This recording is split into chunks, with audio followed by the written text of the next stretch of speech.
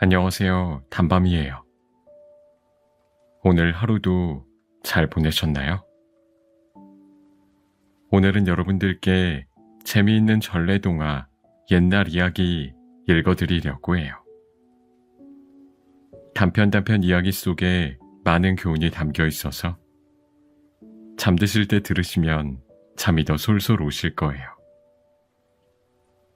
그럼 오늘도 제가 재미있게 읽어드릴 테니 제 목소리 들으시면서 달달한 밤 보내시길 바랄게요.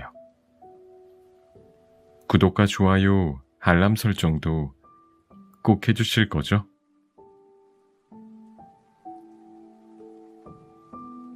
호랑이와 곶감. 한 옛날에 집채만하게 크고 무시무시한 호랑이가 살았습니다. 마을에 불이 하나둘 꺼지고 사람들이 잠이 들면 호랑이는 먹을 것을 찾아 마을로 내려왔습니다. 어흥, 배고프다. 오늘은 살찐 송아리 한 마리를 잡아먹어야겠어. 고기 중에서도 특히 송아지 고기를 좋아하는 호랑이는 한 허름한 초가집으로 들어갔습니다. 송아지를 찾아 어슬렁거리는데 갑자기 어디선가 찢어지는 듯한 아이 울음소리가 들려왔습니다. 어흥, 호랑이 간 떨어질 뻔했네. 누가 시끄럽게 우는 거야? 귀청이 찢어질 듯 시끄러운 소리에 화가 난 호랑이는 소리가 나는 쪽으로 다가갔습니다. 고놈, 기운차게 우는 거 보니 맛도 일품이겠군. 요 놈을 잡아먹어야겠구나. 호랑이는 아이를 잡아먹으려고 살금살금 마당으로 들어갔습니다. 당장이라도 방으로 뛰어들어가 아이를 잡아먹을 기세였습니다. 그런데 방 안에서 아이 엄마의 목소리가 들렸습니다. 얘야, 내 울음소리를 듣고 밖에 호랑이가 와 있어. 엄마의 말에 호랑이는 깜짝 놀랐습니다. 회구머니나, 내가 온 걸 어떻게 알았지? 호랑이는 얼른 문 앞에서 몸을 숙였습니다. 아이는 호랑이가 왔다는 말에도 울음을 그치지 않았습니다. 지금 문 밖에 호랑이가 쪼그리고 앉아있다. 계속 울면 호랑이가 어흥 하고 널 잡아먹을 거야. 호랑이는 어리둥절했습니다. 그거 참 신통방통한 일이네. 내가 문 앞에 쭈그리고 앉아있는 걸 어떻게 알았지? 엄마의 말에도 아이는 여전히 울음을 그치지 않았습니다. 뭐야, 저 꼬맹이는 내가 안 무섭다는 거야? 호랑이는 자존심이 상했습니다.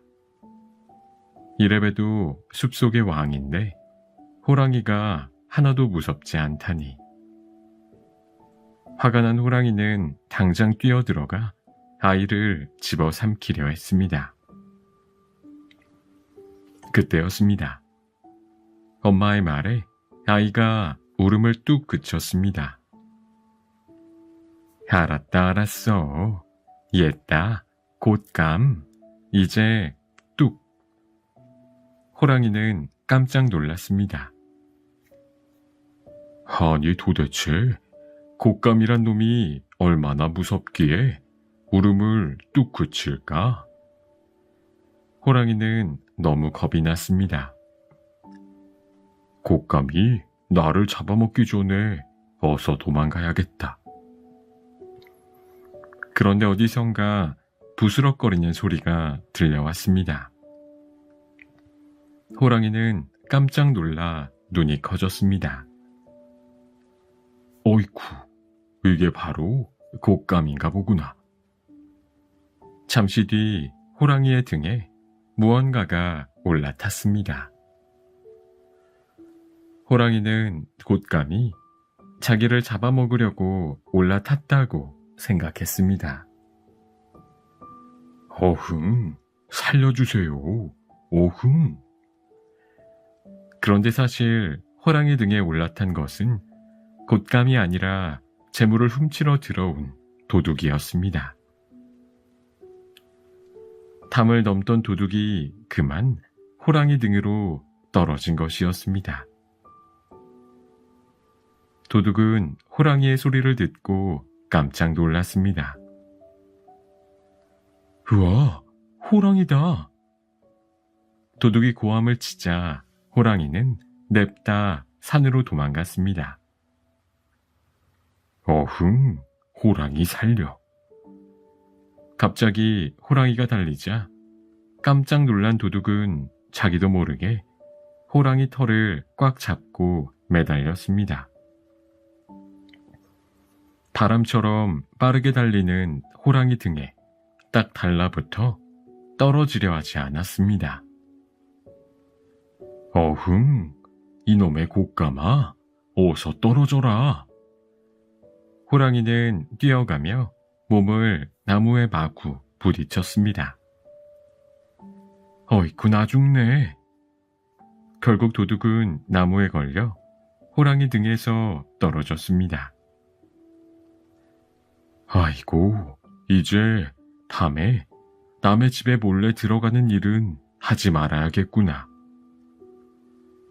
그렇게 호랑이는 곶감을 피해 산속 깊은 곳으로 달아났고, 도둑은 다시는 도둑질을 하지 않겠다고 다짐했습니다.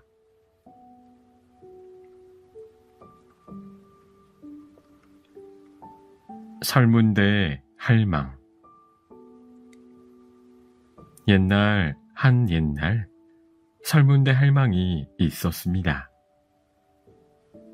설문대 할망은 덩치가 어찌나 큰지 바다 깊은 물이 겨우 할머니 무릎까지밖에 오지 않았습니다. 아이고 다리야, 비가 오시려나. 다리가 쑤시는구나. 그런데 이 섬에는 편히 앉아 쉴 의자도 하나 없네. 설문대 할망은 제주도에 다리가 아플 때마다 의자처럼 앉아서 쉴 수 있는 산을 하나 만들기로 했습니다. 영차, 영차. 조금만 힘을 쓰면 편안하게 앉아 쉴 수 있어. 할머니는 넓은 치마폭에 흙을 가득 퍼담았습니다. 그리고 제주도 중앙에 담아온 흙을 쌓았답니다. 흙이 쌓이고 쌓여 산이 되었습니다. 이 산이 바로 제주도의 한라산입니다. 안 되겠다. 너무 뾰족해서 잘못하다간 크게 다치겠어. 에이. 산 꼭대기가 너무 뾰족해서 잘못하다가는 할머니가 거기에 찔릴 것 같았습니다. 할망은 산 꼭대기의 흙을 조금 퍼내고 앉았습니다. 나중에 비가 내려 할망이 앉았던 이 자리에 몰이 고이자 호수가 됐습니다. 이곳이 바로 한라산 꼭대기 호수인 백록담입니다. 흙을 퍼날랐더니 옷이 더러워졌네. 할머니는 더러워진 옷을 보며 어찌할 바를 몰랐습니다. 하는 수 없이 제주도에 사는 사람들을 불러 모았답니다. 명주천으로 된 옷을 한 벌 씌워줄 수 있느냐?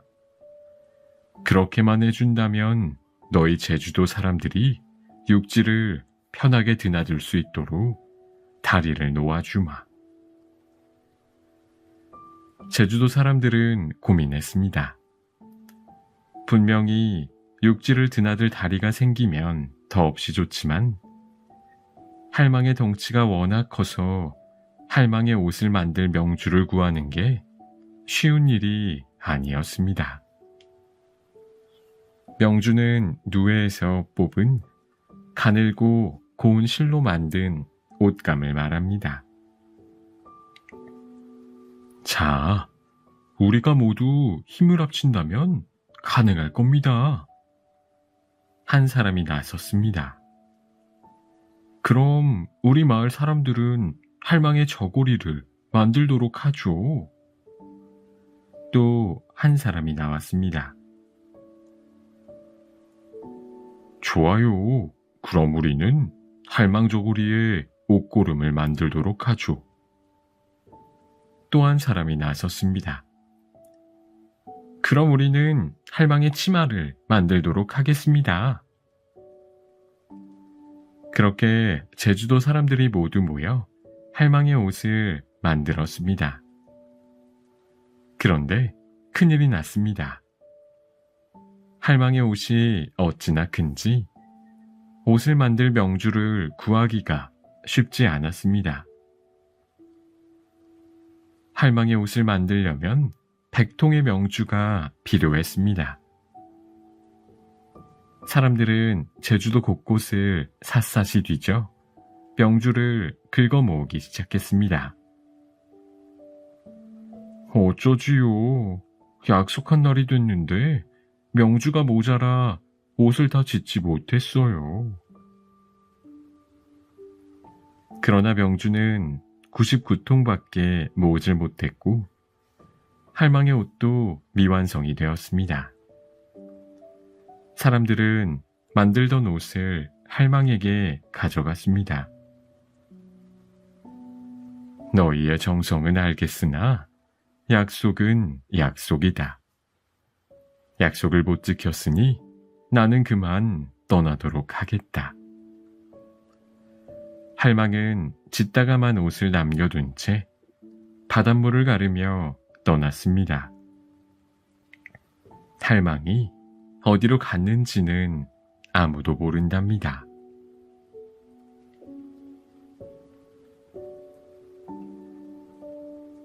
사이 좋은 친구. 옛날 어느 마을에 사이 좋은 친구가 이웃에 살았습니다. 한 친구는 앞이 보이지 않고 또 한 친구는 걷지 못했습니다. 그러니 두 친구는 외출은 꿈도 꿀 수 없었습니다. 늘 집에서 큰 소리로 이웃 친구에게 안부를 물을 뿐이었습니다. 두 친구는 늘 집에만 있어서 답답했습니다. 그러던 어느 날 걷지 못하는 친구에게 좋은 생각이 떠올랐습니다. 이보게 친구, 저기 건넌 마을에 이번에 큰 장이 열린다네. 들었나? 그러자 앞을 보지 못하는 친구가 대답했습니다. 들었다네. 하지만 우리에게는 불가능한 일 아닌가? 친구의 말을 들은 걷지 못하는 친구가 말했습니다. 그러지 말고 우리 힘을 합쳐 그곳에 가보세. 그 말에 앞을 못 보는 친구는 깜짝 놀랐습니다. 태어나 한 번도 집 밖을 나가본 적이 없는 자신들이 그 멀리 장터까지 나간다니 믿을 수가 없었습니다. 하지만 마음 한편에서는 할 수 있을지도 모른다는 희망이 생겼습니다. 계획은 이러했습니다. 앞이 보이지 않는 친구는 걷지 못하는 친구를 업어 친구의 다리가 되고, 걷지 못하는 친구는 앞을 못 보는 친구의 눈이 되기로 했습니다. 세 걸음 앞 왼쪽에 나무가 있네. 옳지. 이렇게 두 친구는 힘을 합쳐서 길을 나섰습니다. 걷지 못하는 친구는 보이는 모든 것이 신기하고 아름다웠습니다. 그리고 보지 못하는 친구도 자신이 집을 벗어나 걷고 있다는 사실이 무척 기뻤습니다. 이보게, 내가 지금 집을 벗어나 산길을 걷고 있는 게 맞는가? 앞을 못 보는 친구가 들떠서 말했습니다. 그럼 자네와 나는 지금 초록색 물결이 춤추는 산속을 가고 있다네. 꽃들도 산새들도 우리의 외출을 축복해주고 있다네. 두 친구는 이 상황이 너무나 행복했습니다. 그런데 그때였습니다. 앞을 못 보는 친구가 무엇인가에 걸려 넘어지고 말았습니다. 아무래도 돌뿌리에 걸렸나 보네. 괜찮은가? 눈먼 친구는 걷지 못하는 친구가 걱정돼 물었습니다. 이보게, 엽전 뭉치네. 오른쪽으로 손을 좀 뻗어보게나. 그렇게 두 친구는 다시 힘을 합쳐 장터를 향했습니다. 우리 장터에 가면 이 엽전으로 맛있는 것을 먹세나. 나를 업고 가느라 고생이 많은 자네는 두 그릇 먹세나. 걷지 못하는 친구가 눈먼 친구의 얼굴에 맺힌 땀을 닦아주며 말했습니다.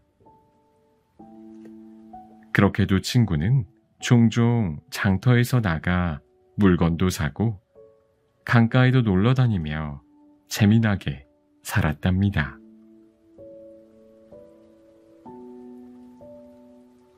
금구슬을 버린 형제. 옛날 한 옛날 어느 마을에 의좋은 형제가 살았습니다. 형제는 우애가 깊고 서로를 끔찍이 위해서 마을에서도 그 소문이 자자했습니다. 아우는 형의 말이라면 팥으로 매주를 순다고 해도 믿었습니다. 형은 아우를 깊이 사랑해서 무엇이든 좋은 것이 있으면 아우를 먼저 챙겨주었습니다. 하루는 형제가 배를 타고 강을 건너고 있었는데 동생이 노를 저으며 노래를 불렀습니다. 형은 동생의 노랫소리를 들으며 흘러가는 강물을 바라보았습니다. 그런데 강바닥에서 무언가 반짝이는 것이 보였습니다. 아우님, 잠깐 멈춰보세요.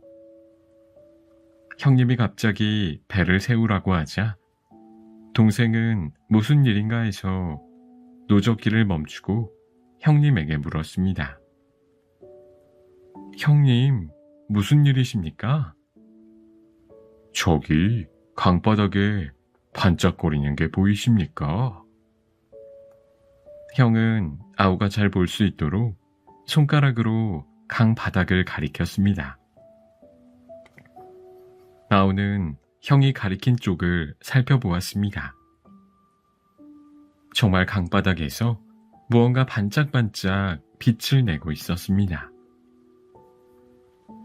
동생은 강으로 뛰어 들어갔습니다. 강바닥에는 반짝이는 금구슬이 2개 있었습니다. 아우는 금구슬 하나를 형에게 건넸습니다.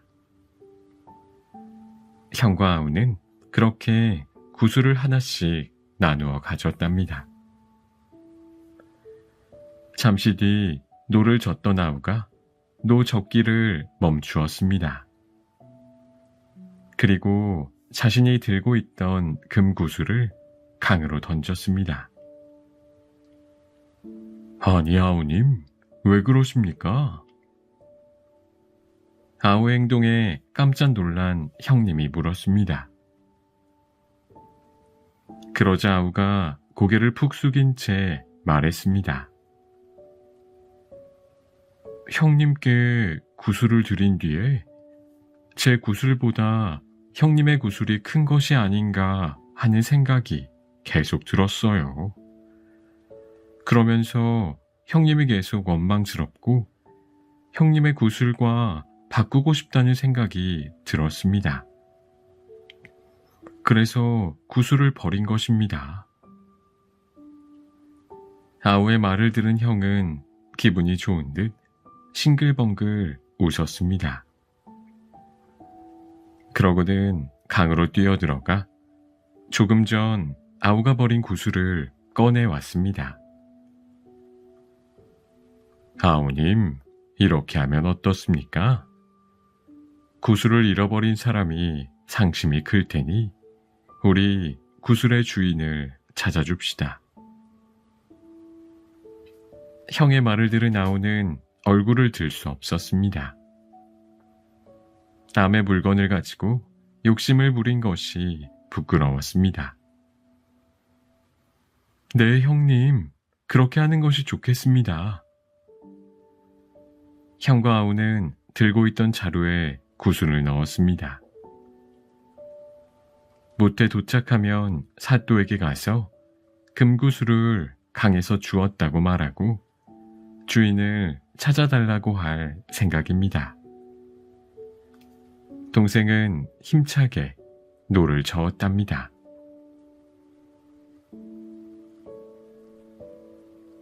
금도끼, 은도끼. 옛날 한 마을에 마음씨 착한 나무꾼이 살았습니다. 나무꾼은 가난했지만 언제나 정직하고 성실했습니다. 그래서 마을 사람 모두가 착한 나무꾼을 좋아했습니다. 마을 사람들은 착한 나무꾼을 신뢰했습니다. 그렇게 착한 나무꾼에게 나무를 사겠다는 사람이 늘어나자 조금씩 형편도 좋아졌습니다. 그러던 어느 날 나무꾼은 호수 옆에서 도끼로 나무를 베고 있었습니다.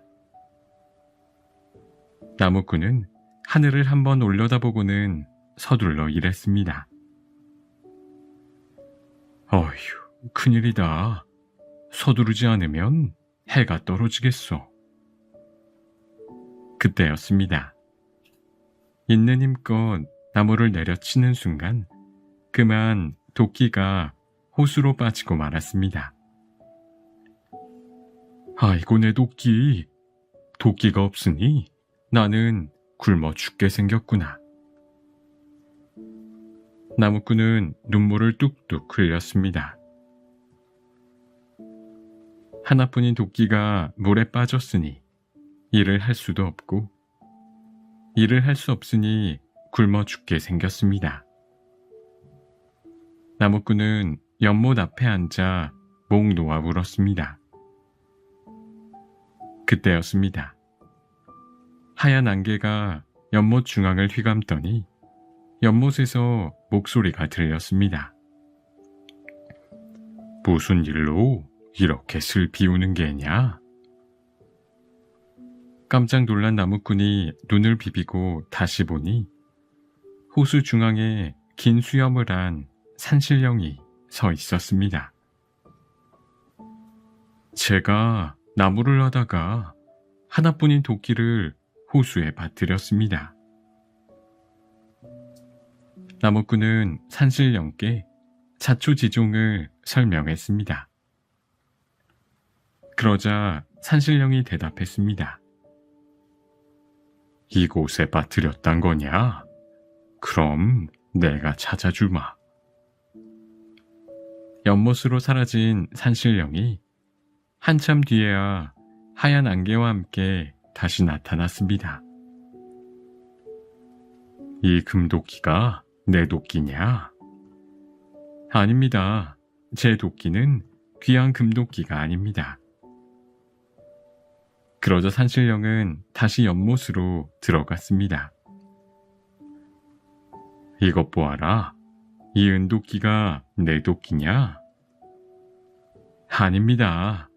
제 도끼는 그렇게 반짝이는 도끼가 아닙니다. 오래돼 녹이 쓴 낡은 도끼입니다. 착한 나무꾼의 말에 산신령은 또 다시 연못 속으로 사라졌습니다. 잠시 뒤 하얀 연기와 함께 산신령이 도끼를 들고 나타났습니다. 그럼 이 낡은 쇠도끼가 내 도끼냐? 나무꾼은 자신의 도끼를 보자 매우 기뻐했습니다. 맞습니다. 바로 이 도끼가 제 도끼입니다. 정말 고맙습니다. 그 모습을 본 산신령은 껄껄 웃으며 말했습니다. 정말 정직하고 바른 젊은이로구나. 자, 이 금도끼와 은도끼도 모두 가져가 쓰도록 해라. 산신령은 착한 나무꾼의 정직함에 반해 들고 있던 금도끼와 은도끼를 모두 주었습니다. 이 소문은 금방 온 마을에 퍼졌습니다. 마을 사람은 착한 나무꾼이 성품이 좋아 복을 받을 거라며 기뻐했습니다. 그런데 마을에는 욕심 많은 나무꾼이 있었습니다. 욕심 많은 나무꾼은 이 소문을 듣고 샘이 나서 잠을 이룰 수 없었습니다. 내일 아침 날이 밝는 대로 도끼를 들고 산에 가봐야겠다. 날이 밝자 못된 나무꾼은 도끼를 들고 산으로 올라갔습니다. 호수 근처에 다다른 욕심 많은 나무꾼은 나무를 베는 척하며 있는 힘껏 도끼를 호수에 던졌습니다. 아이고 아이고, 이걸 어쩌나. 내 도끼, 내 도끼. 하지만 아무리 울어도 산신령은 나타나지 않았습니다. 욕심 많은 나무꾼은 더 목청을 높여 크게 울었습니다. 아이고 아이고, 내 도끼, 이걸 어쩌나. 아이고.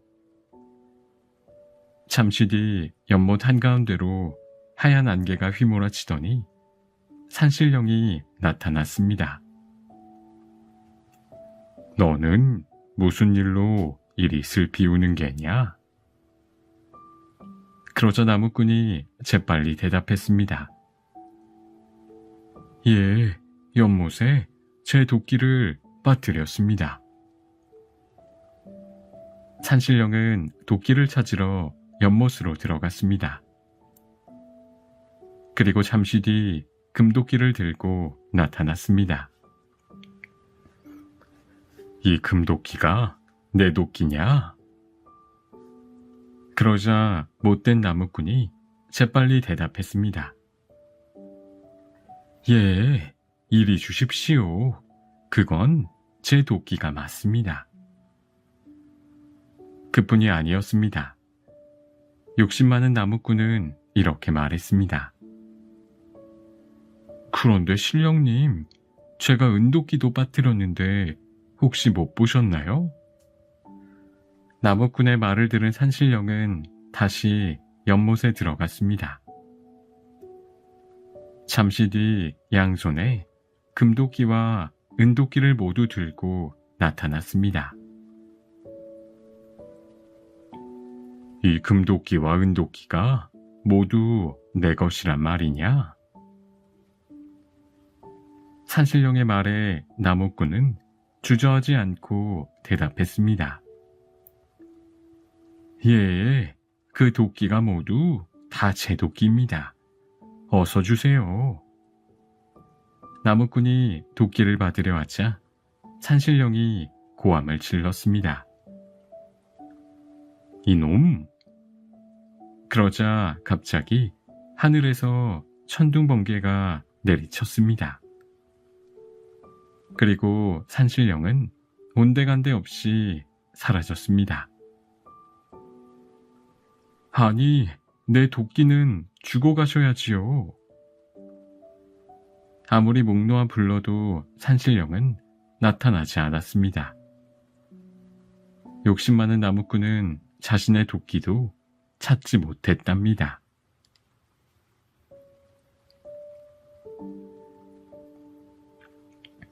콩쥐, 팥쥐. 옛날 어느 마을에 콩쥐라는 마음씨 착한 여자아이가 살았습니다. 어릴 적 어머니를 여인 콩쥐는 아버지와 단 둘이 살았습니다. 어머니가 안 계신 콩쥐는 이것저것 집안일을 많이 했습니다. 아버지는 늘 그런 콩쥐가 가여워서 마음이 아팠습니다. 하지만 아버지는 장사하러 나가야 하기에 콩쥐를 많이 돌봐줄 수가 없었습니다. 아버지는 콩쥐를 위해 재혼을 결심하고 새어머니를 맞이했습니다. 새어머니에게는 팥쥐라는 딸이 있었습니다. 팥쥐는 콩쥐보다 나이가 어렸습니다. 부인, 이번에 장사를 나가면 한참 있다 올 것 같소. 우리 콩쥐 좀 잘 보살펴 주시오. 아버지는 장사로 떠나며 새어머니에게 콩쥐를 부탁했습니다. 별 말씀을 다 하세요. 이제 콩쥐도 제 딸인걸요. 걱정하지 말고 다녀오세요. 하지만 새어머니는 아버지가 계실 때만 콩쥐에게 친절했습니다. 아버지가 안 계실 때는 콩쥐에게 온갖 일을 다 시키고 하인처럼 부려먹었습니다. 또 때리고 구박하기 일쑤였답니다. 아버지가 떠나자 콩쥐는 고단한 날이 계속되었습니다. 낮에는 집안일과 밭일을 하고 밤이 되면 바느질을 했습니다. 잠잘 시간도 없어 살은 빠지고 손은 온통 상처투성이었습니다. 어느 날 마을에 방이 걸렸습니다. 새로 오신 원님이 생일잔치를 연다는 것이었습니다. 잔치에는 마을 사람이 모두 초대됐습니다. 팥쥐와 나는 원님 생일잔치에 다녀오마. 콩쥐는 새어머니와 팥쥐를 따라 잔치에 가고 싶었습니다. 그래서 새어머니에게 부탁했습니다. 어머니, 저도 따라가고 싶어요. 그러자 팥쥐가 나서며 말했습니다. 그 더러운 꼴로 어딜 온다는 거야? 너는 집에서 일이나 해. 콩쥐는 아무 말도 못하고 눈물을 뚝뚝 흘렸습니다. 새어머니는 귀찮다는 듯이 콩쥐에게 말했습니다. 저기 큰 항아리에 물을 가득 채우고 마당에 있는 별을 모두 찧어서 쌀 광주리에 담아두거라. 일이 다 끝나면 잔칫집에 오너라. 팥쥐와 새어머니는 예쁜 옷을 입고 잔칫집으로 향했습니다. 콩쥐는 일을 끝내놓고 오라는 말에 기뻤습니다. 어서 일을 끝내고 잔칫집에 가야겠다고 생각했습니다. 그래서 서둘러 일했습니다. 작은 항아리로 물을 길어다가 큰 항아리에 담았습니다. 그런데 아무리 물을 옮겨 담아도 항아리의 물은 채워지지 않았습니다. 알고 보니 항아리 바닥에 구멍이 나 있었습니다. 이걸 어째? 항아리에 구멍이 났으니 물을 담을 수가 없네. 콩쥐는 속이 상해 눈물이 흘렀습니다. 콩쥐님, 왜 울고 계세요? 어디선가 콩쥐를 부르는 소리가 들렸습니다. 주변을 두리번거렸지만 아무도 없었습니다. 콩쥐님, 제가 깨진 구멍을 막아줄 테니 걱정하지 말고 물을 길어 오도록 하세요. 항아리를 내려다보니 두꺼비 한 마리가 콩쥐를 보고 있었습니다. 내가 나한테 말을 걸었니? 콩쥐의 물음에 두꺼비가 고개를 끄덕였습니다. 그리고 두꺼비는 항아리 안에 들어가 구멍을 막았습니다. 두꺼비의 도움으로 콩쥐는 항아리의 물을 채울 수 있었습니다. 이제 남은 일을 하려고 마당으로 갔습니다. 마당에는 엄청나게 많은 양의 벼가 있었답니다. 콩쥐는 마당에 멍석을 깔고 벼를 펼쳐 놓았습니다. 오늘 다 끝내기는 어렵겠어. 그렇게 생각하며 일을 하려는데 어디선가 갑자기 참새떼가 몰려왔습니다. 참새떼는 벼에 내려앉아 벼를 쪼았습니다. 안 돼. 너희가 쌀을 먹으면 난 새어머니께 쫓겨날 거야. 제발 얘들아 그만해. 아무리 새들을 쫓으려 해도 새들은 꼼짝없이 벼를 쪼았습니다. 콩쥐는 그 자리에 주저앉았습니다. 그런데 이게 어찌 된 일일까요? 잠시 뒤 참새들이 날아가고 그곳에는 껍질이 깨끗하게 벗겨진 하얀 쌀이 놓여 있었습니다. 알고 보니 참새들이 콩쥐를 도와준 것이었습니다. 참 고마운 참새들이었구나. 얘들아, 고마워. 콩쥐는 참새들에게 인사하고 서둘러 잔칫집에 갈 채비를 했습니다. 어쩐담, 입고 갈 옷이 하나도 없네. 콩쥐님, 여기 새 옷을 입도록 하세요. 소리가 난 곳을 보니 쥐들이 예쁜 옷을 물고 있었습니다. 예쁜 옷 옆에는 예쁘게 수가 놓인 비단신도 있었답니다. 콩쥐는 쥐들이 선물한 옷과 신을 신고 잔칫집으로 향했습니다. 콩쥐가 잔칫집으로 들어가자 사람들이 모두 콩쥐를 바라보았습니다. 아니, 어느 집 아씨기에 저리도 알이 있다올까? 새어머니와 팥쥐는 콩쥐가 온 것도 모르고 음식 먹느라 정신이 팔려 있었습니다. 콩쥐를 보고 놀란 것은 마을 사람들 뿐만이 아니었습니다. 젊은 원님도 예쁜 콩쥐의 모습을 보고 한눈에 반했습니다. 낭자, 이쪽으로 오시오. 젊은 원님이 콩쥐에게 다가갔습니다. 이때 음식을 먹던 새어머니가 콩쥐를 보았습니다. 새어머니와 눈이 마주친 콩쥐는 깜짝 놀라 그만 자리에서 도망치고 싶었습니다. 새어머니가 내 모습을 보면 분명히 화를 내실 거야. 공주가 갑자기 도망치자 젊은 원님은 공주의 뒤를 따랐습니다. 낭자, 어디 가는 것이오?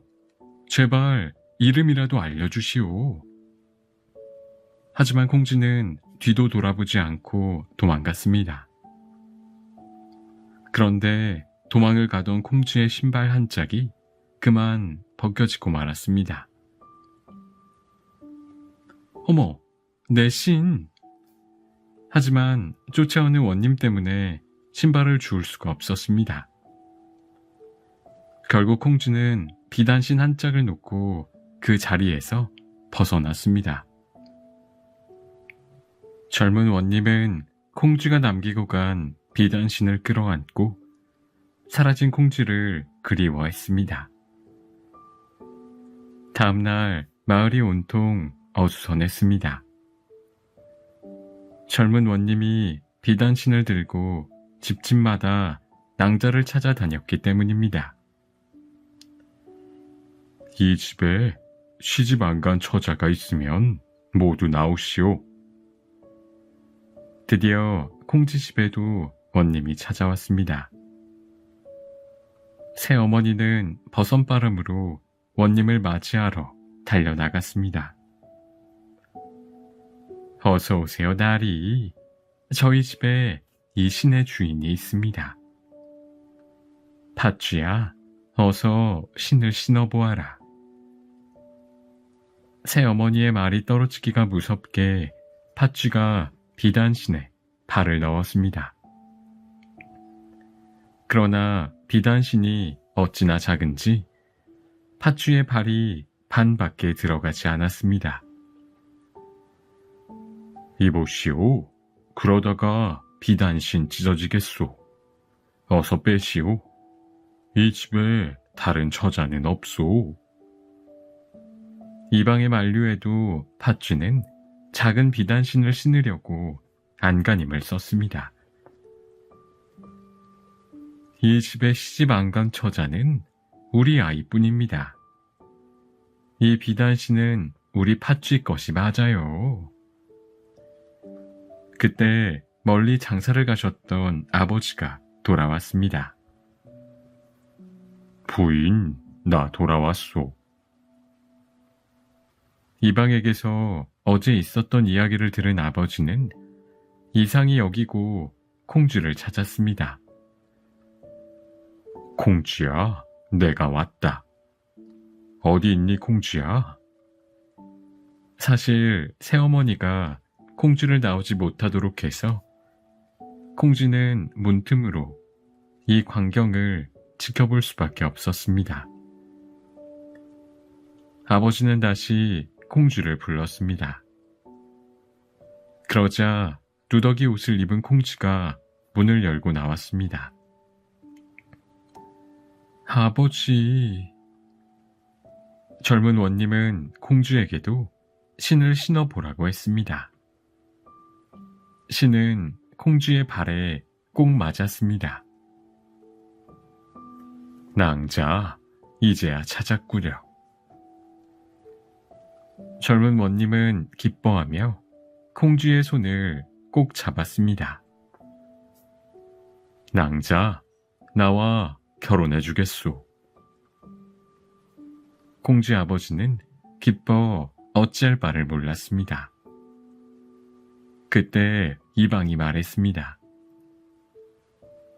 그런데 왜 이 집에 아가씨가 한 명뿐이라고만 했소? 새어머니와 팥쥐는 공주가 팥쥐의 물건을 훔치고 거짓말을 해서 벌하던 중이라고 말했습니다. 공주 아버지는 믿을 수 없었습니다. 공주야, 이 말이 사실이니? 공주는 아무 말도 못하고 그저 눈물만 흘렸습니다. 저것 보세요. 저 앙큼한 것이 잘못한 게 있으니 말을 못하잖아요. 원님, 저런 아이와 결혼하시면 안 됩니다. 그때였습니다. 하늘에서 수많은 새떼가 나타나 새어머니와 팥쥐를 에워쌌습니다. 아이고 머니나, 팥쥐 살려, 팥쥐 엄마 살려. 그 사이 두꺼비와 쥐가 이들에게 진실을 알려주었습니다. 젊은 원님은 못된 새어머니와 팥쥐를 벌하고 콩쥐와 함께 오래오래 행복하게 살았답니다.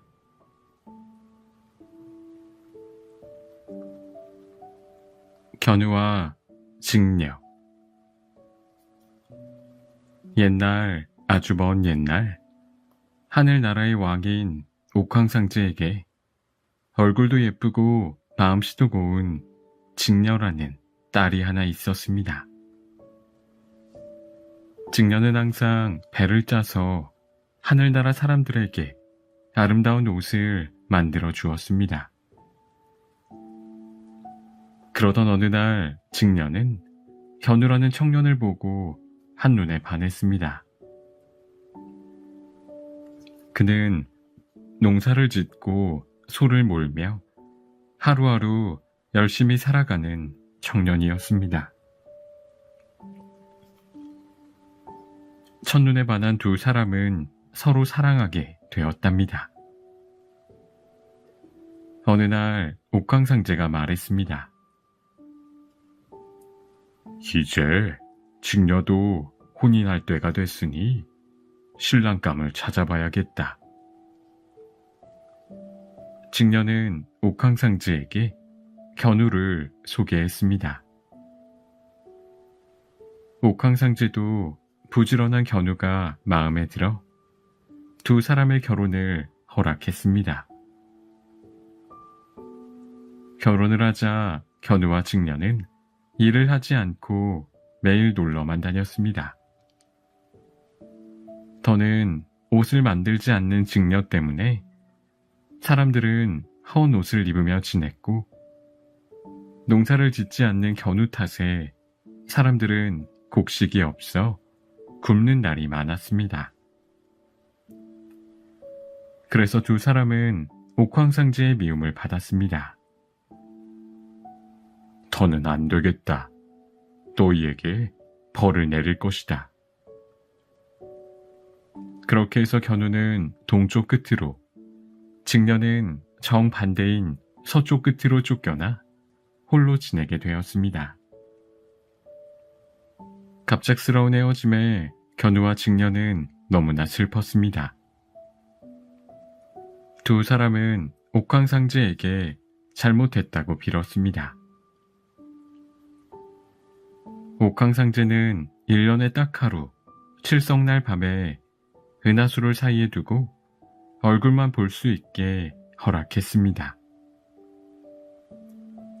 칠성날은 음력으로 7월 7일 저녁을 말합니다.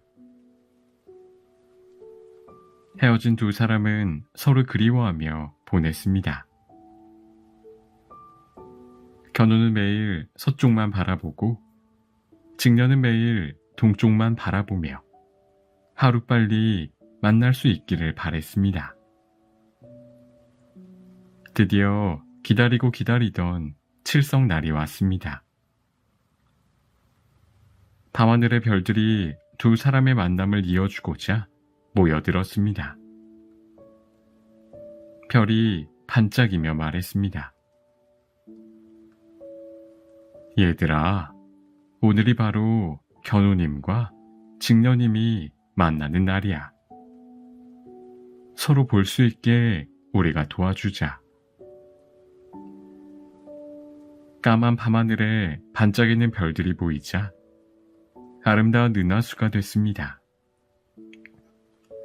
은하수의 환한 빛이 견우와 직녀를 비춰주었습니다.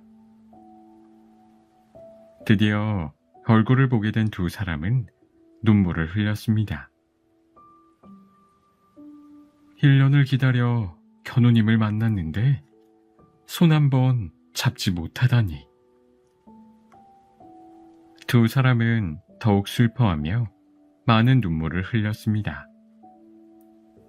둘이 어찌나 울었던지 하늘에서 흘린 두 사람의 눈물이 큰 비로 쏟아져 인간 세상에 홍수가 났습니다. 땅에 있는 모든 곡식과 가축과 집들이 물에 잠겨 사람들이 살 수가 없었습니다. 고민하던 짐승들은 의논한 끝에 견우와 직녀를 만날 수 있게 도와주기로 했습니다. 까치와 까마귀는 하늘 높이 날아 올라갔습니다.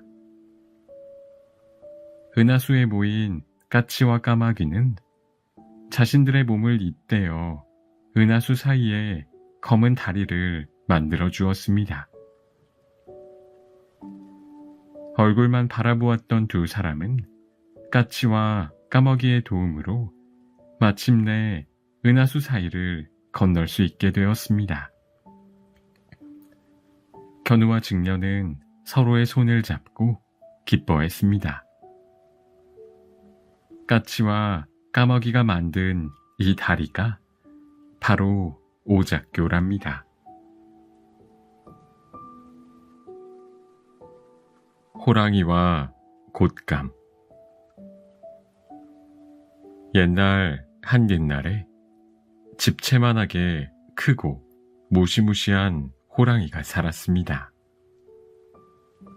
마을에 불이 하나둘 꺼지고 사람들이 잠이 들면 호랑이는 먹을 것을 찾아 마을로 내려왔습니다. 어흥, 배고프다. 오늘은 살찐 송아리 한 마리를 잡아먹어야겠어.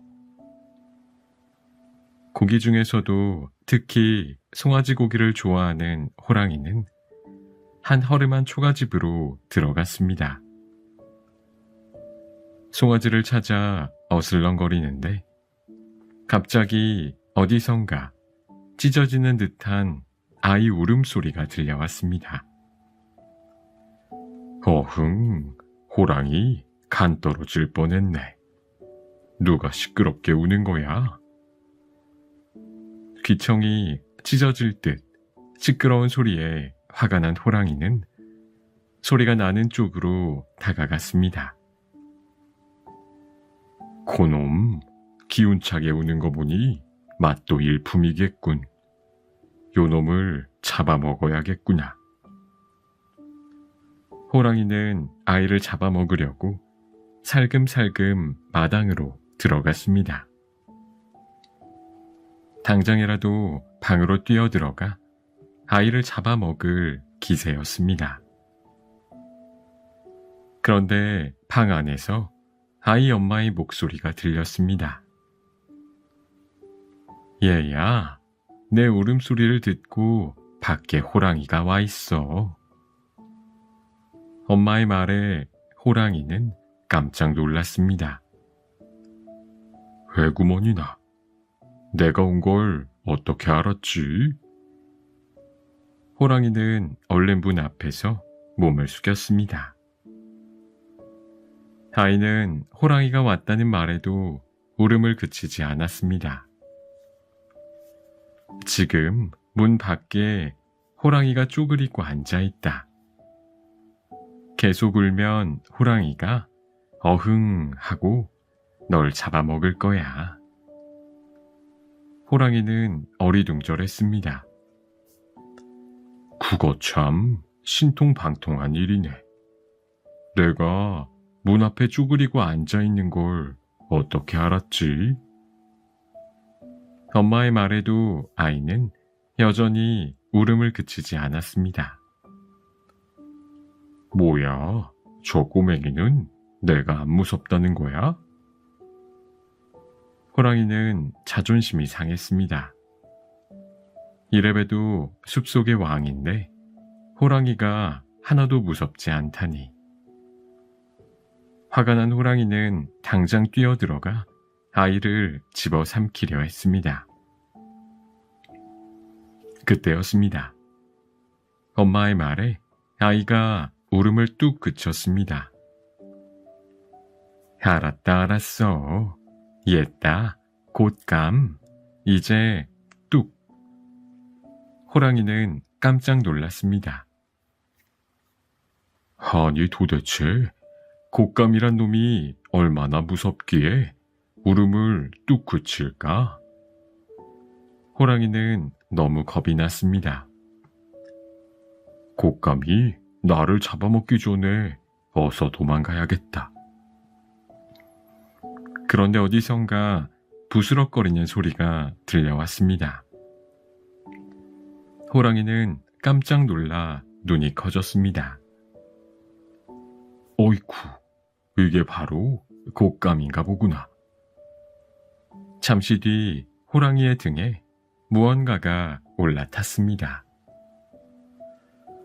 호랑이는 곶감이 자기를 잡아먹으려고 올라탔다고 생각했습니다. 어흥, 살려주세요. 오흥.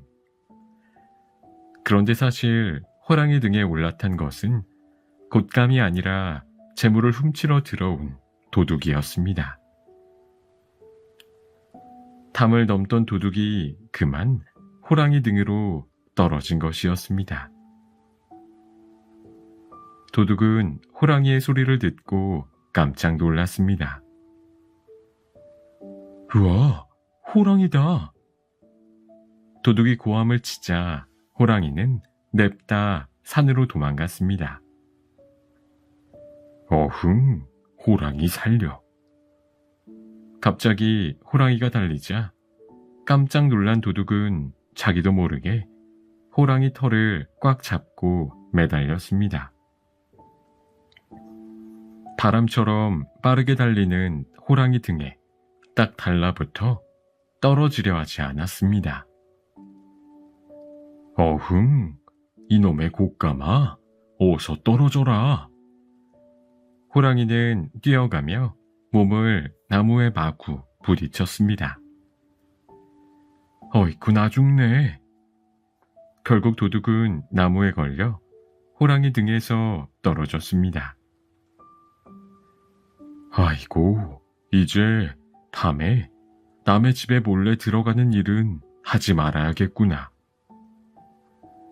그렇게 호랑이는 곶감을 피해 산속 깊은 곳으로 달아났고, 도둑은 다시는 도둑질을 하지 않겠다고 다짐했습니다.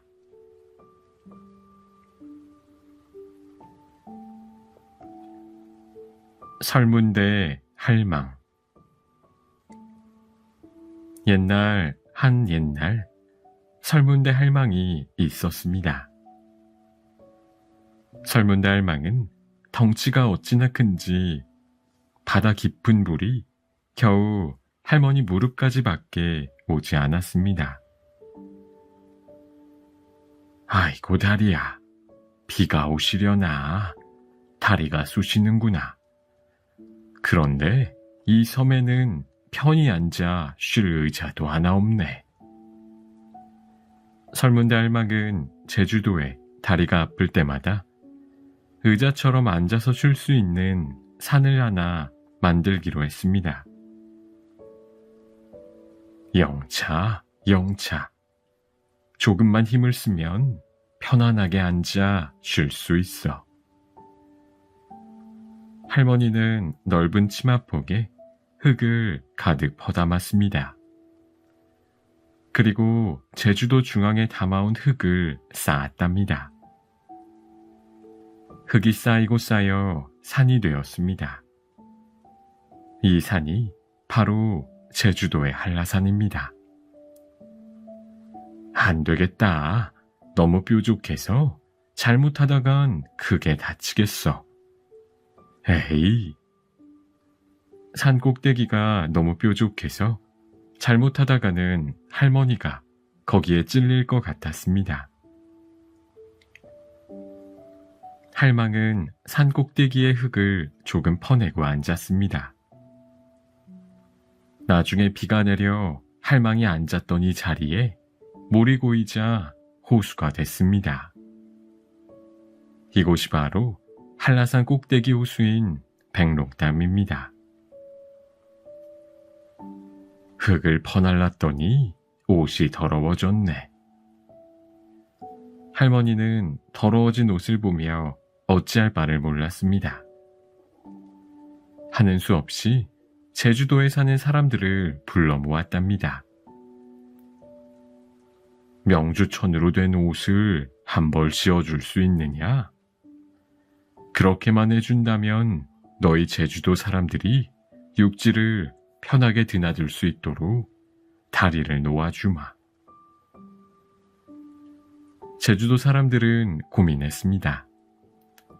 분명히 육지를 드나들 다리가 생기면 더없이 좋지만 할망의 덩치가 워낙 커서 할망의 옷을 만들 명주를 구하는 게 쉬운 일이 아니었습니다. 명주는 누에에서 뽑은 가늘고 고운 실로 만든 옷감을 말합니다. 자, 우리가 모두 힘을 합친다면 가능할 겁니다. 한 사람이 나섰습니다. 그럼 우리 마을 사람들은 할망의 저고리를 만들도록 하죠. 또 한 사람이 나왔습니다. 좋아요. 그럼 우리는 할망 저고리에 옷고름을 만들도록 하죠. 또 한 사람이 나섰습니다. 그럼 우리는 할망의 치마를 만들도록 하겠습니다. 그렇게 제주도 사람들이 모두 모여 할망의 옷을 만들었습니다. 그런데 큰일이 났습니다. 할망의 옷이 어찌나 큰지 옷을 만들 명주를 구하기가 쉽지 않았습니다. 할망의 옷을 만들려면 100통의 명주가 필요했습니다. 사람들은 제주도 곳곳을 샅샅이 뒤져 명주를 긁어 모으기 시작했습니다. 어쩌지요? 약속한 날이 됐는데 명주가 모자라 옷을 다 짓지 못했어요. 그러나 명주는 99통밖에 모으질 못했고 할망의 옷도 미완성이 되었습니다. 사람들은 만들던 옷을 할망에게 가져갔습니다. 너희의 정성은 알겠으나 약속은 약속이다. 약속을 못 지켰으니 나는 그만 떠나도록 하겠다. 할망은 짓다가만 옷을 남겨둔 채 바닷물을 가르며 떠났습니다. 할망이 어디로 갔는지는 아무도 모른답니다.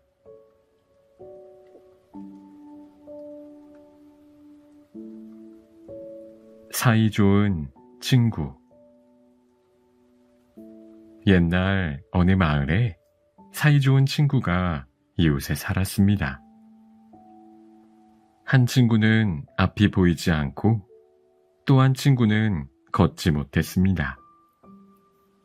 그러니 두 친구는 외출은 꿈도 꿀 수 없었습니다. 늘 집에서 큰 소리로 이웃 친구에게 안부를 물을 뿐이었습니다. 두 친구는 늘 집에만 있어서 답답했습니다. 그러던 어느 날 걷지 못하는 친구에게 좋은 생각이 떠올랐습니다. 이보게 친구, 저기 건넌 마을에 이번에 큰 장이 열린다네. 들었나? 그러자 앞을 보지 못하는 친구가 대답했습니다. 들었다네. 하지만 우리에게는 불가능한 일 아닌가? 친구의 말을 들은 걷지 못하는 친구가 말했습니다. 그러지 말고 우리 힘을 합쳐 그곳에 가보세. 그 말에 앞을 못 보는 친구는 깜짝 놀랐습니다. 태어나 한 번도 집 밖을 나가본 적이 없는 자신들이 그 멀리 장터까지 나간다니 믿을 수가 없었습니다.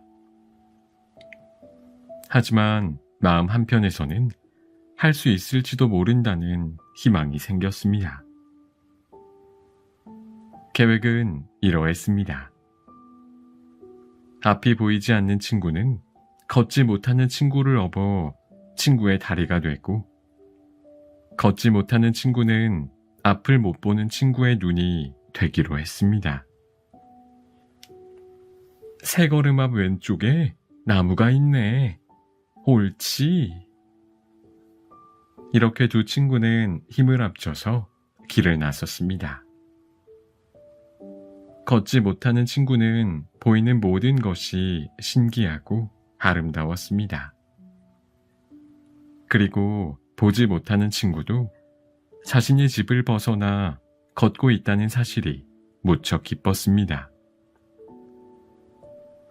이보게, 내가 지금 집을 벗어나 산길을 걷고 있는 게 맞는가? 앞을 못 보는 친구가 들떠서 말했습니다.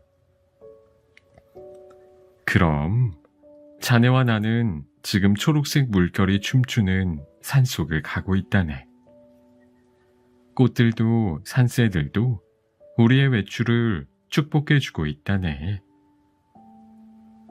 두 친구는 이 상황이 너무나 행복했습니다. 그런데 그때였습니다. 앞을 못 보는 친구가 무엇인가에 걸려 넘어지고 말았습니다.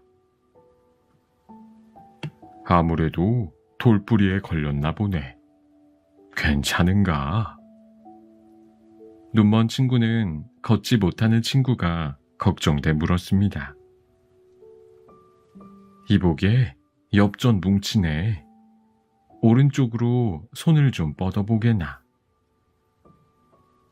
그렇게 두 친구는 다시 힘을 합쳐 장터로 향했습니다. 우리 장터에 가면 이 엽전으로 맛있는 것을 먹세나. 나를 업고 가느라 고생이 많은 자네는 두 그릇 먹세나. 걷지 못하는 친구가 눈먼 친구의 얼굴에 맺힌 땀을 닦아주며 말했습니다. 그렇게 두 친구는 종종 장터에서 나가 물건도 사고 강가에도 놀러 다니며 재미나게 살았답니다.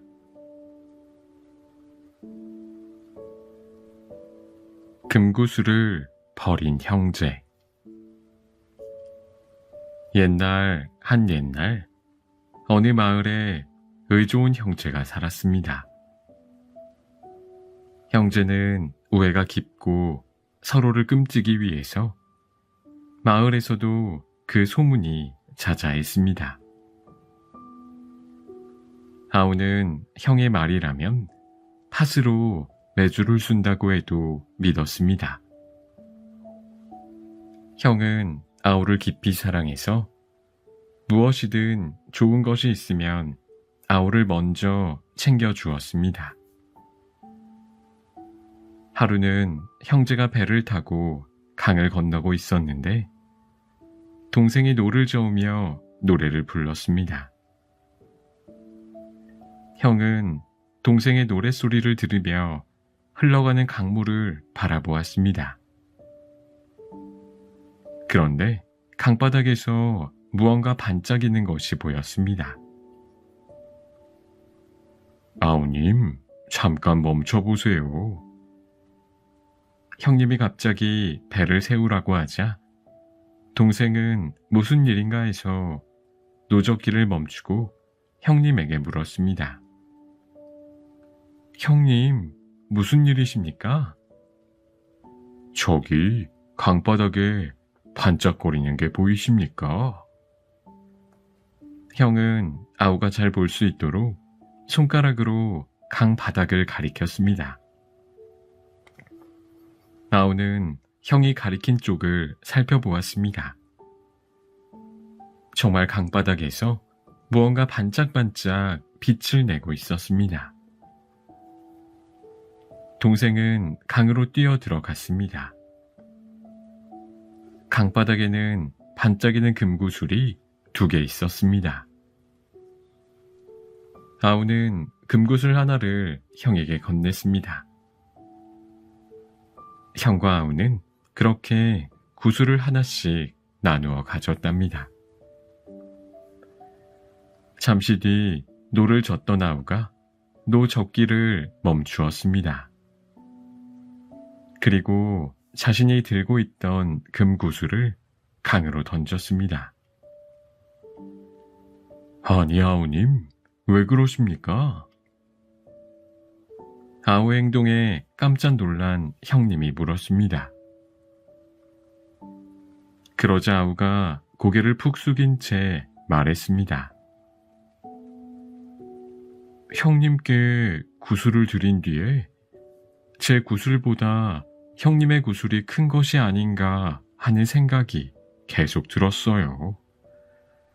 그러면서 형님이 계속 원망스럽고 형님의 구슬과 바꾸고 싶다는 생각이 들었습니다. 그래서 구슬을 버린 것입니다.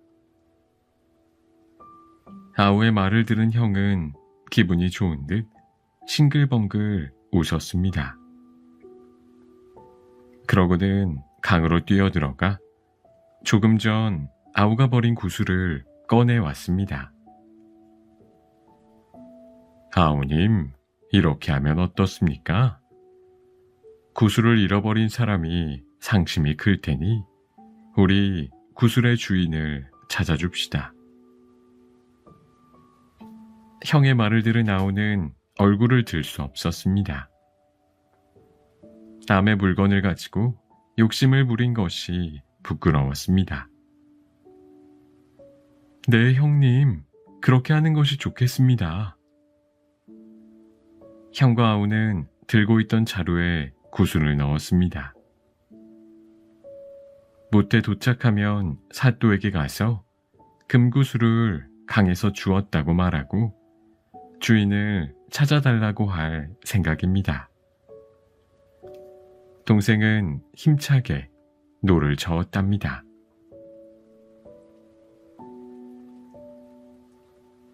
금도끼, 은도끼. 옛날 한 마을에 마음씨 착한 나무꾼이 살았습니다. 나무꾼은 가난했지만 언제나 정직하고 성실했습니다. 그래서 마을 사람 모두가 착한 나무꾼을 좋아했습니다. 마을 사람들은 착한 나무꾼을 신뢰했습니다.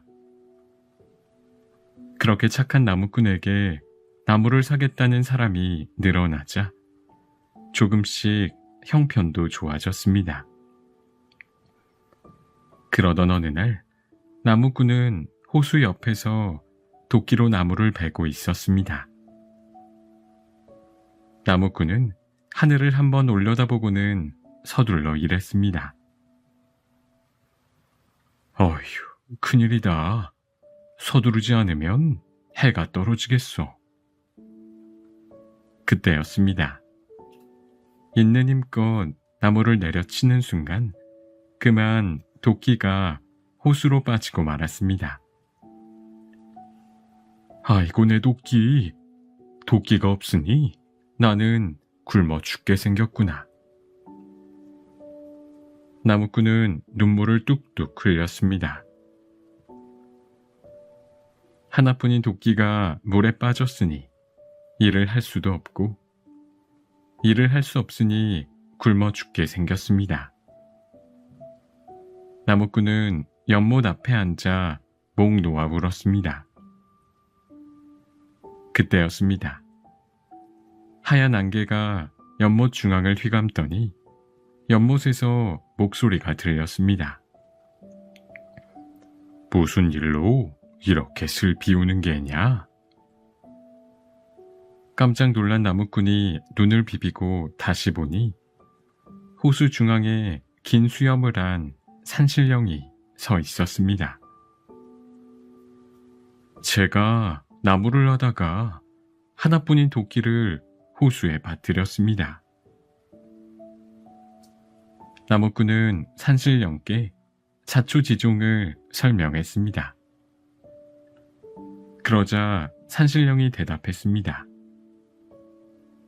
이곳에 빠뜨렸단 거냐? 그럼 내가 찾아주마. 연못으로 사라진 산신령이 한참 뒤에야 하얀 안개와 함께 다시 나타났습니다. 이 금도끼가 내 도끼냐? 아닙니다. 제 도끼는 귀한 금도끼가 아닙니다. 그러자 산신령은 다시 연못으로 들어갔습니다. 이것 보아라. 이 은도끼가 내 도끼냐? 아닙니다. 제 도끼는 그렇게 반짝이는 도끼가 아닙니다. 오래돼 녹이 쓴 낡은 도끼입니다. 착한 나무꾼의 말에 산신령은 또 다시 연못 속으로 사라졌습니다. 잠시 뒤 하얀 연기와 함께 산신령이 도끼를 들고 나타났습니다. 그럼 이 낡은 쇠도끼가 내 도끼냐? 나무꾼은 자신의 도끼를 보자 매우 기뻐했습니다. 맞습니다. 바로 이 도끼가 제 도끼입니다. 정말 고맙습니다. 그 모습을 본 산신령은 껄껄 웃으며 말했습니다. 정말 정직하고 바른 젊은이로구나. 자, 이 금도끼와 은도끼도 모두 가져가 쓰도록 해라. 산신령은 착한 나무꾼의 정직함에 반해 들고 있던 금도끼와 은도끼를 모두 주었습니다. 이 소문은 금방 온 마을에 퍼졌습니다. 마을 사람은 착한 나무꾼이 성품이 좋아 복을 받을 거라며 기뻐했습니다. 그런데 마을에는 욕심 많은 나무꾼이 있었습니다. 욕심 많은 나무꾼은 이 소문을 듣고 샘이 나서 잠을 이룰 수 없었습니다. 내일 아침 날이 밝는 대로 도끼를 들고 산에 가봐야겠다. 날이 밝자 못된 나무꾼은 도끼를 들고 산으로 올라갔습니다. 호수 근처에 다다른 욕심 많은 나무꾼은 나무를 베는 척하며 있는 힘껏 도끼를 호수에 던졌습니다. 아이고, 이걸 어쩌나. 내 도끼.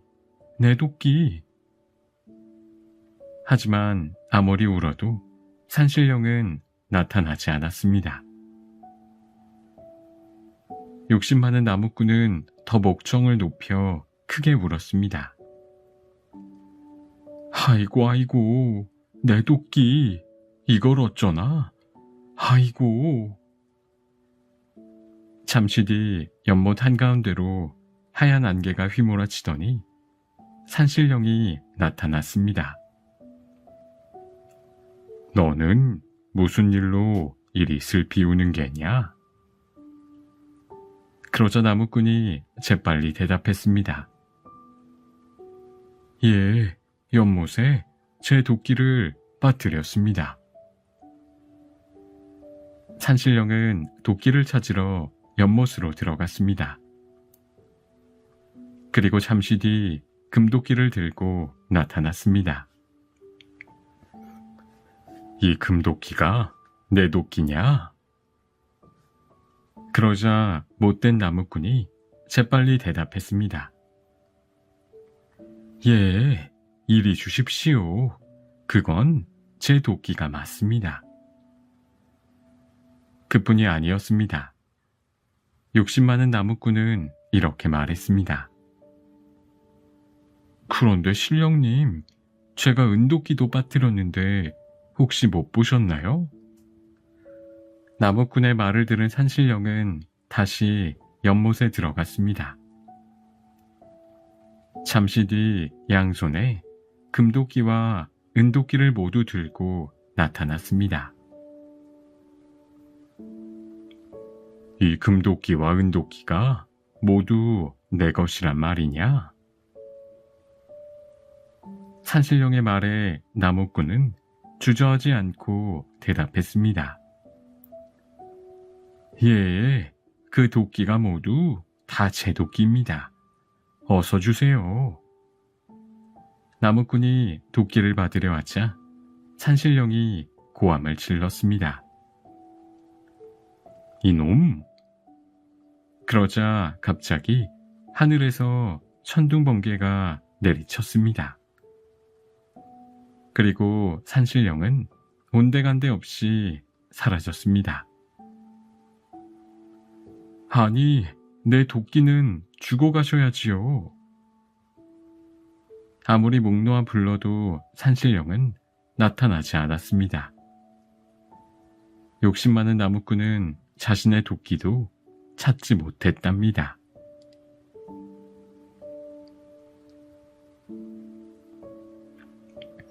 콩쥐, 팥쥐. 옛날 어느 마을에 콩쥐라는 마음씨 착한 여자아이가 살았습니다. 어릴 적 어머니를 여인 콩쥐는 아버지와 단 둘이 살았습니다. 어머니가 안 계신 콩쥐는 이것저것 집안일을 많이 했습니다.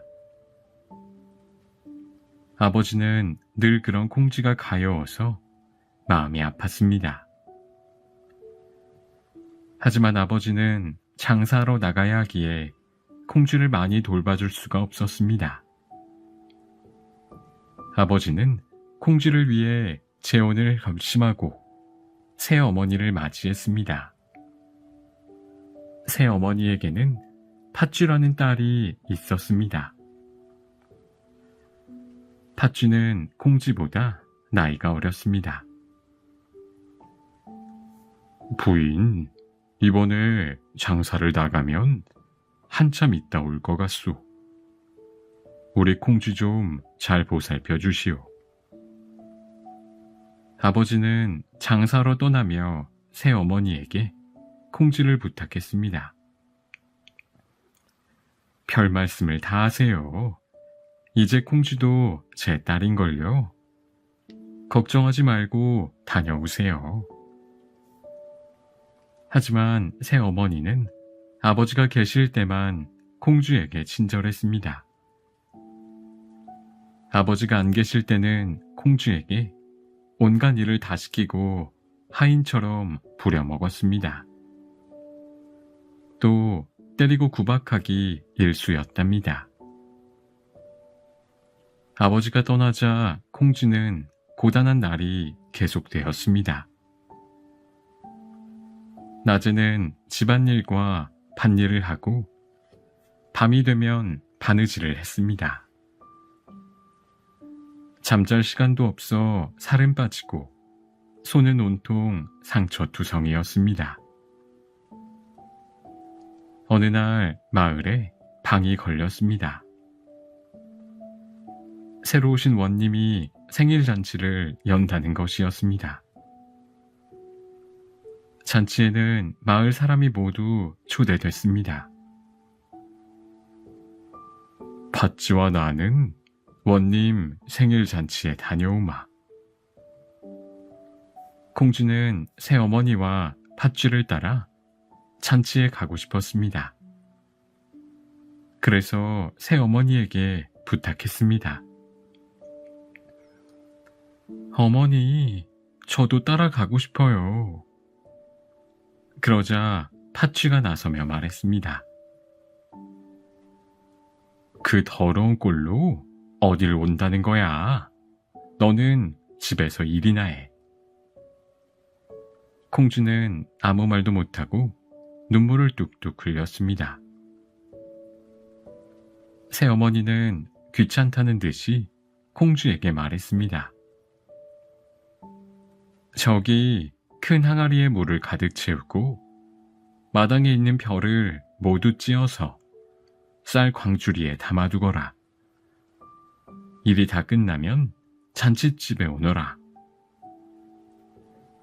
팥쥐와 새어머니는 예쁜 옷을 입고 잔칫집으로 향했습니다.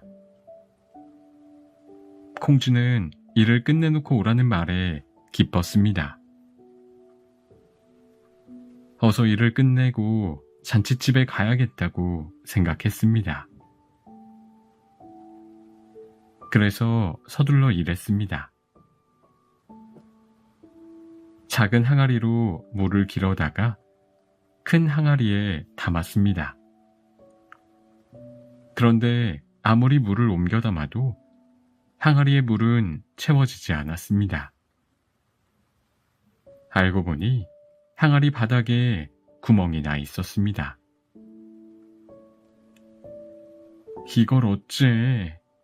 항아리에 구멍이 났으니 물을 담을 수가 없네. 콩쥐는 속이 상해 눈물이 흘렀습니다. 콩쥐님, 왜 울고 계세요? 어디선가 콩쥐를 부르는 소리가 들렸습니다. 주변을 두리번거렸지만 아무도 없었습니다. 콩쥐님, 제가 깨진 구멍을 막아줄 테니 걱정하지 말고 물을 길어 오도록 하세요. 항아리를 내려다보니 두꺼비 한 마리가 콩쥐를 보고 있었습니다. 내가 나한테 말을 걸었니? 콩쥐의 물음에 두꺼비가 고개를 끄덕였습니다. 그리고 두꺼비는 항아리 안에 들어가 구멍을 막았습니다. 두꺼비의 도움으로 콩쥐는 항아리의 물을 채울 수 있었습니다. 이제 남은 일을 하려고 마당으로 갔습니다. 마당에는 엄청나게 많은 양의 벼가 있었답니다. 콩쥐는 마당에 멍석을 깔고 벼를 펼쳐 놓았습니다. 오늘 다 끝내기는 어렵겠어. 그렇게 생각하며 일을 하려는데 어디선가 갑자기 참새떼가 몰려왔습니다. 참새떼는 벼에 내려앉아 벼를 쪼았습니다. 안 돼. 너희가 쌀을 먹으면 난 새어머니께 쫓겨날 거야. 제발 얘들아 그만해. 아무리 새들을 쫓으려 해도 새들은 꼼짝없이 벼를 쪼았습니다. 콩쥐는 그 자리에 주저앉았습니다. 그런데 이게 어찌 된 일일까요? 잠시 뒤 참새들이 날아가고 그곳에는 껍질이 깨끗하게 벗겨진 하얀 쌀이 놓여 있었습니다. 알고 보니 참새들이 콩쥐를 도와준 것이었습니다. 참 고마운 참새들이었구나. 얘들아, 고마워. 콩쥐는 참새들에게 인사하고 서둘러 잔칫집에 갈 채비를 했습니다. 어쩐담, 입고 갈 옷이 하나도 없네. 콩쥐님, 여기 새 옷을 입도록 하세요. 소리가 난 곳을 보니 쥐들이 예쁜 옷을 물고 있었습니다. 예쁜 옷 옆에는 예쁘게 수가 놓인 비단신도 있었답니다. 콩쥐는 쥐들이 선물한 옷과 신을 신고 잔칫집으로 향했습니다. 콩쥐가 잔칫집으로 들어가자 사람들이 모두 콩쥐를 바라보았습니다. 아니, 어느 집 아씨기에 저리도 알이 있다올까? 새어머니와 팥쥐는 콩쥐가 온 것도 모르고 음식 먹느라 정신이 팔려 있었습니다. 콩쥐를 보고 놀란 것은 마을 사람들뿐만이 아니었습니다. 젊은 원님도 예쁜 콩쥐의 모습을 보고 한눈에 반했습니다. 낭자, 이쪽으로 오시오. 젊은 원님이 콩쥐에게 다가갔습니다. 이때 음식을 먹던 새어머니가 콩쥐를 보았습니다. 새어머니와 눈이 마주친 콩쥐는 깜짝 놀라 그만 자리에서 도망치고 싶었습니다. 새어머니가 내 모습을 보면 분명히 화를 내실 거야. 콩쥐가 갑자기 도망치자 젊은 원님은 콩쥐의 뒤를 따랐습니다. 낭자, 어디 가는 것이오? 제발 이름이라도 알려주시오. 하지만 콩쥐는 뒤도 돌아보지 않고 도망갔습니다. 그런데 도망을 가던 콩쥐의 신발 한 짝이 그만 벗겨지고 말았습니다. 어머, 내 신! 하지만 쫓아오는 원님 때문에 신발을 주울 수가 없었습니다. 결국 콩쥐는 비단신 한 짝을 놓고 그 자리에서 벗어났습니다. 젊은 원님은 콩쥐가 남기고 간 비단신을 끌어안고 사라진 콩쥐를 그리워했습니다. 다음날 마을이 온통 어수선했습니다. 젊은 원님이 비단신을 들고 집집마다 낭자를 찾아다녔기 때문입니다. 이 집에 시집 안 간 처자가 있으면 모두 나오시오. 드디어 콩쥐 집에도 원님이 찾아왔습니다. 새어머니는 버선바람으로 원님을 맞이하러 달려나갔습니다. 어서 오세요, 나리. 저희 집에 이 신의 주인이 있습니다. 팥쥐야, 어서 신을 신어보아라.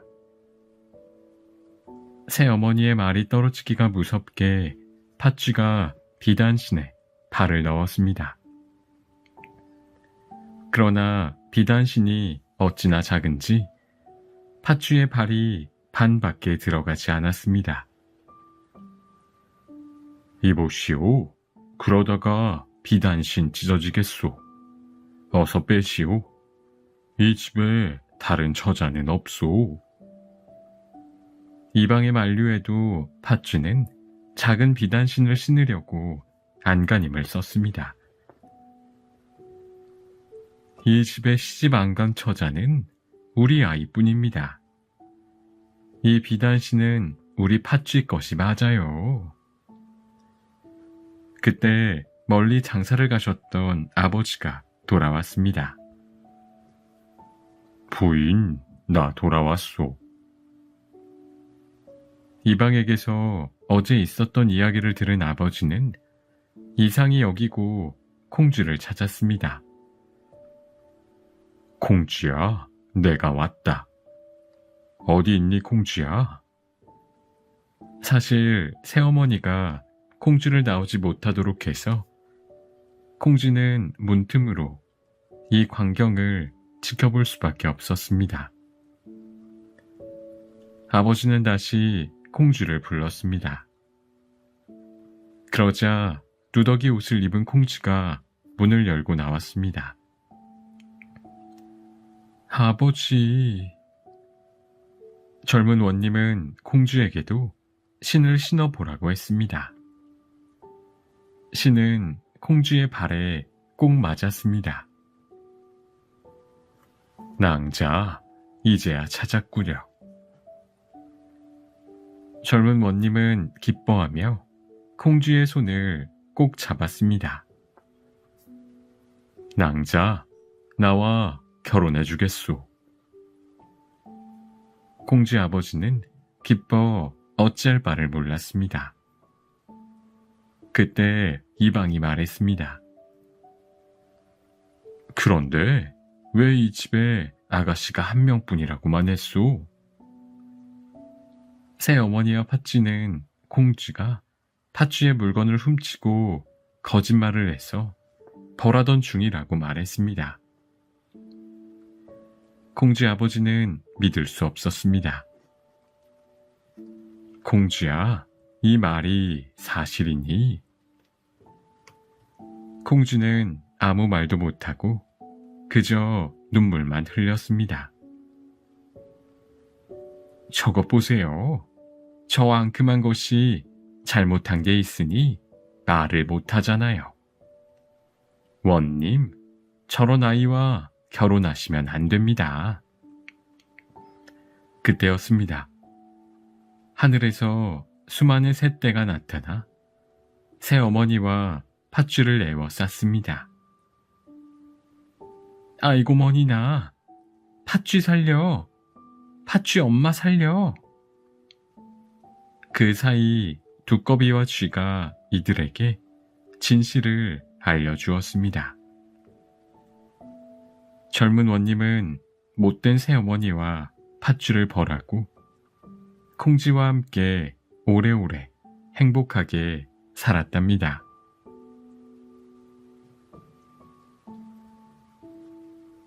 견우와 직녀.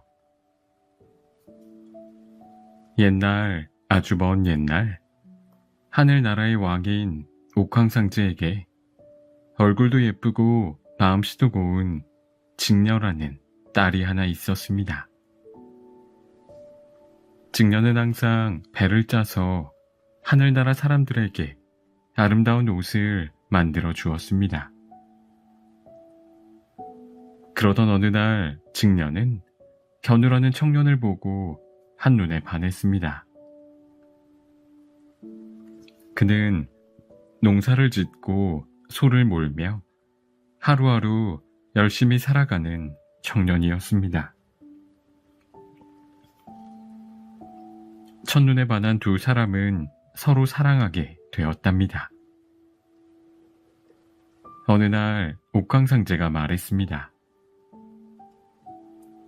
이제 직녀도 혼인할 때가 됐으니 신랑감을 찾아봐야겠다.